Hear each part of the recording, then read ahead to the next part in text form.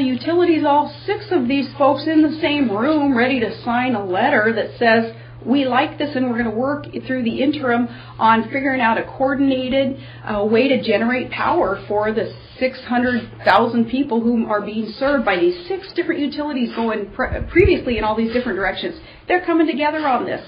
And that's what that bill is to do. Now, through the interim, working on the details in the bill, that's a healthy way to do this. And then the expectation will be it passes next year. But very happy with the progress of Gretzky and also of even the ANGDA, the in-state progress there too. We need to see that $8 million back into our budget to help fund some of the efforts of ANGDA and the in-state gas line. But for the ANGDA expansion of its authority itself, and that's what that bill is all about, that's necessary also to make sure that ANGDA is within the law in the tasks that they're basically giving themselves to do. We want to make sure that everything's being done legally and in the light of day. We want to make sure that lawmakers are aware of what they're working on and approving what they're working on, and they do that by expanding the authority of ANGDA, and that's what that bill is all about. How was the run for vice president affected this session?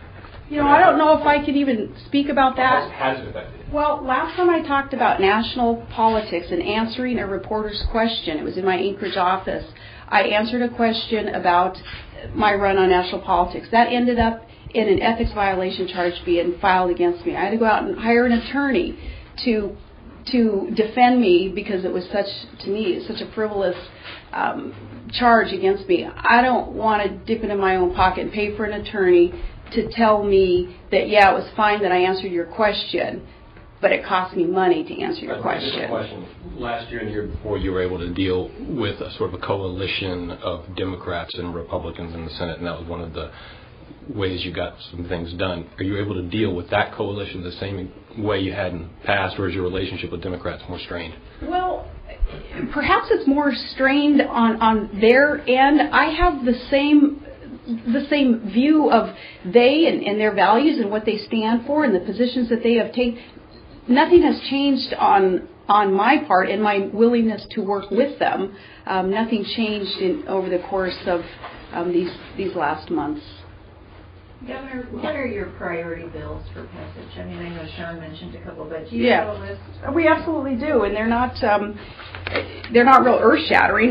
The priority bills that we have all have to do with consequences if they are not passed in 2009, and we've talked with lawmakers about these quite often. In fact, yesterday met with leadership making sure that the rehire, and exempt positions bill passes, because that's affecting some individuals in our state whom we really need to keep on in state service, some in Department of Law and others who we need that bill passed. Student loans, the student loan program is adversely affected if that one doesn't pass.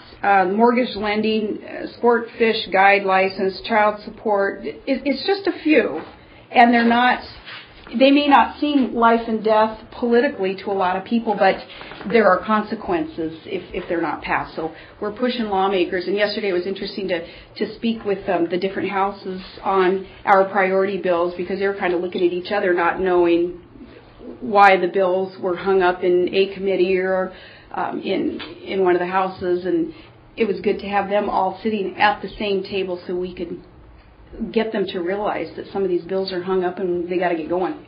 Is that list circulatable? I mean, can we get copies of it? I'm sure you can get what our priorities are, the 4 or 5 that are. In fact, Jerry Gallagher shared one of the bills on that list. Jerry did share that list informally, and was Medicaid dental, continuing the Medicaid dental program. Is that one that you're pushing legislators to pass? Absolutely. And Hawker has realized that that's hung up in Stedman's committee right now, and they got to get that thing going, which I think was a revelation yesterday at that meeting also. It sounded like they didn't know why it was hung up, and they found out yesterday. The Commissioner of DEC is backing Representative Harris's bill that would give him unlimited, as far as time frames go, power to waive the no mixing zone requirement for cruise ships. Why are you supporting the bill that would do that? I would rather see a time frame there to have a deadline to revisit, but I think at this point it's one of those where it may be as good as it gets where it is today. He's against the deadline. Why is he not following your advice?